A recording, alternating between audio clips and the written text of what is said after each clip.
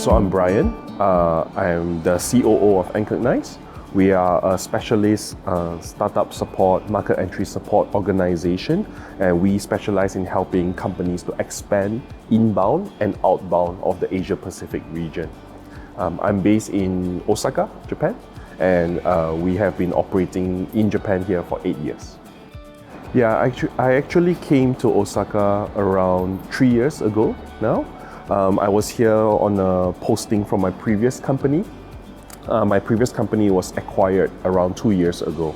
But I really loved Osaka, living here with my wife, and we stayed on since then, basically. So yeah.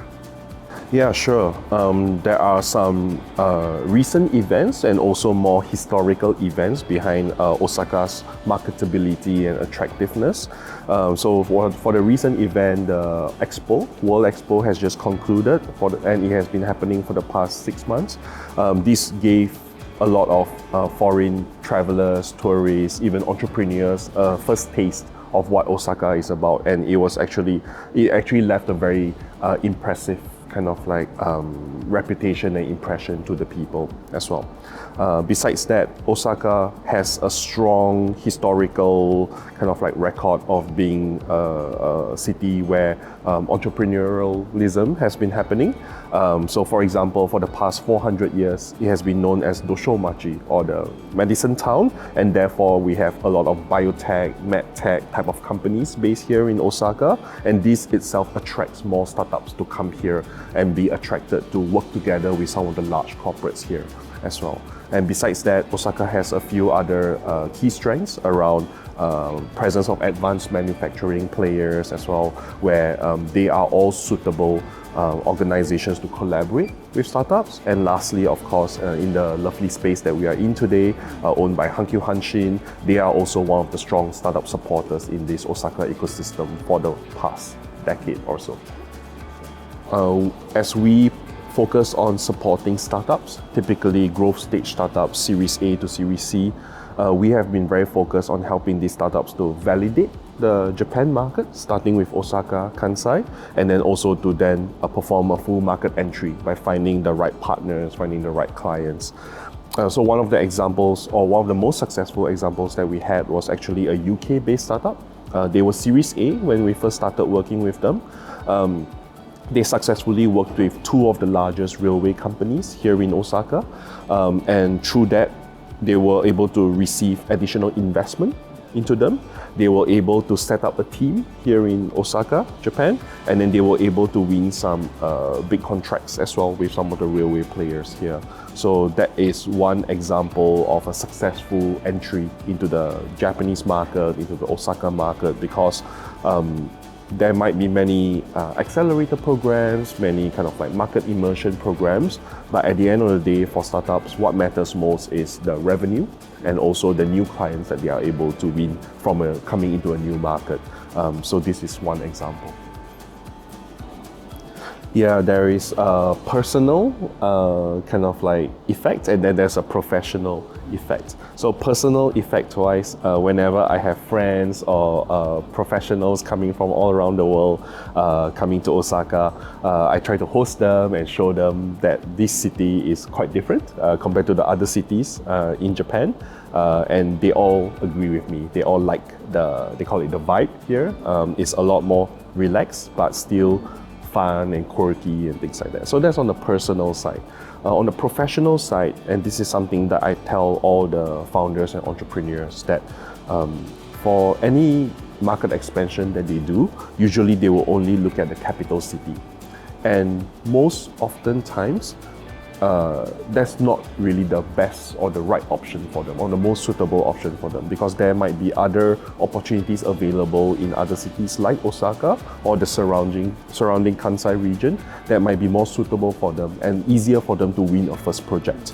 And this is how I try to then share more, increase the awareness of Osaka to them, and help to increase the globalization of Osaka, because if we are able to attract more foreign talent, foreign founders here, they would then hire more Japanese nationals and also other foreign talents as well, and that will help to grow the economy of Osaka. Yeah, so with all the initiatives from the Osaka city and all the government-related initiatives as well, I see that there's been quite a lot of interest and focus put onto startups, both homegrown Osaka startups and also foreign startups trying to come into Japan as well. So in terms of the future of Osaka, I see it positively in terms of the potential change. Now that we have the Expo Osaka, World Expo Osaka that is over, it has given a first taste to many founders as well that might not be previously aware of Osaka as well. And I've only heard good feedback from all of these founders in wanting to come back, wanting to do more business here as well. So I see that there will be a positive change for the future of Osaka. And I think Osaka and also the wider Kansai region is also learning or getting better at working with each other to use each other's strengths rather than going just as a city by themselves as well. So yeah, hopefully it will be a very positive change in the future and a bright future. Yeah, because I mainly deal with entrepreneurs and startup founders, they want to do everything fast, and that's quite difficult in the Japanese market. So in terms of overcoming, I would say really having patience in the market, and this is where I will maybe share three main differences or three main observations that I have made about the Japanese working culture and especially the B2B culture. The first one is the concept that we call like kodawari, or diligence and detail orientation. And this is where I've seen many startup founders make the mistake of sending a long pitch deck to their Japanese counterparts, and then sometimes as startup founders, we are busy, we are updating the deck and we forgot to update the appendix, for example. And what happens is in a pitch deck of let's say 40 slides or 50 slides, if the appendix is starting to be a bit different from the main slide deck, that is causing some questions. And because the Japanese counterparts are detail-oriented and diligent, they will check all the differences and they will start to list that as a question.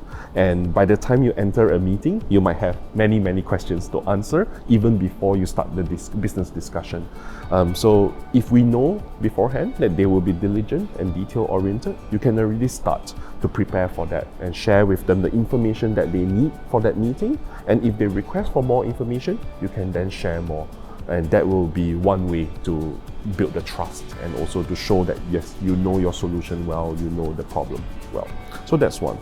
The second one, which is I think a lot of foreigners mistake it as the Japanese being slow, but that's actually not the case, is the concept that we call like nemawashi or ringi, where there is a consensus-based decision making. And this is important for many reasons, culturally, historically.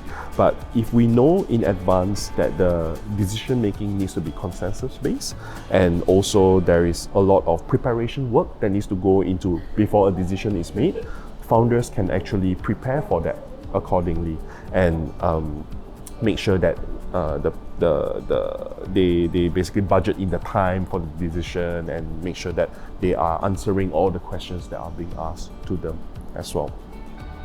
And the third one is going back to my first comment around patience, is Japan is not going to be a quick market, but it's potentially going to be a high lifetime value market, meaning if you are able to win the trust, build the relationship with the counterparts, that market is that customer or that market is basically going to be the one that sticks with you for a long time. And this is different from other markets where churn is high, or they see a different provider they want to try, and so on and so forth. So in the B2B world, that is very important, especially if you decide to invest into building the relationships into the market.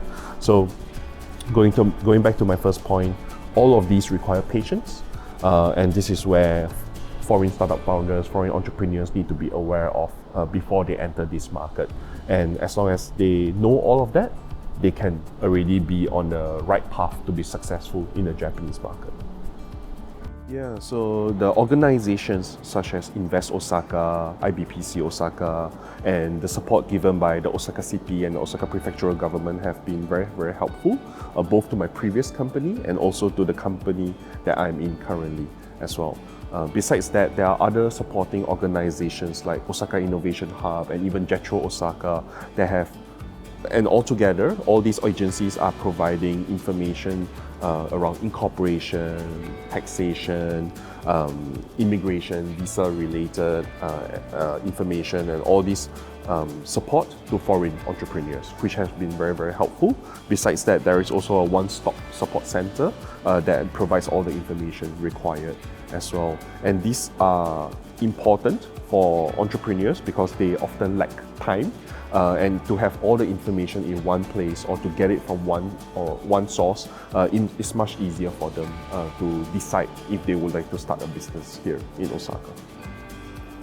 To all you entrepreneurs and founders out there, if you are considering the Asia Pacific market, I would ask you to consider Japan as one of the top markets in this region to enter. And if you're considering Japan, I will advise you to consider Osaka as the market of choice as well, because there will be potentially quite a lot of opportunities for you to build your business here, to hire your team here, and also to grow from here as well.